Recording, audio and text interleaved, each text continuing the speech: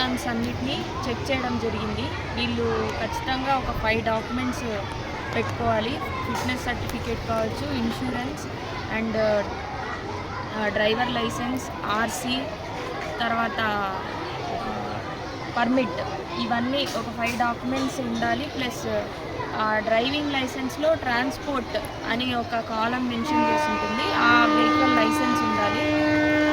వీటన్నిటిని చెక్ చేసినప్పుడు ఆదోనిలో ఆల్మోస్ట్ ఆల్ కంప్లీట్ అయ్యాయి. ప్రతి స్కూల్ అండ్ కాలేజెస్లోనూ ఈ 5 certificates up to date maintain చేస్తున్నారు యాజ్ పర్ ఎంబీఐ గారి ఇన్స్పెక్షన్ ప్రకారం.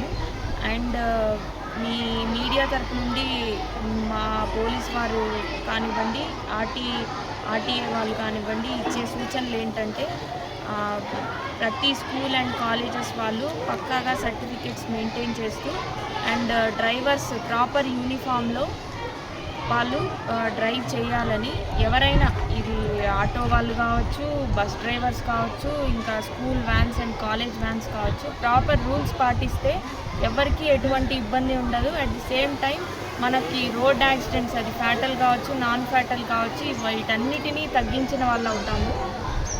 అండ్ స్పీడ్ లిమిట్ కూడా మనకు ఎంత స్పీడ్ లిమిట్లో వెళ్ళాలో అంత స్పీడ్ లిమిట్లోనే వెళ్తే ఇలాంటి స్కూల్ వ్యాన్స్ కానివ్వండి, కాలేజ్ వ్యాన్స్ కానివ్వండి, ఏవి కానీ యాక్సిడెంట్స్కి గురవ్వకుండా ఉంటాయి.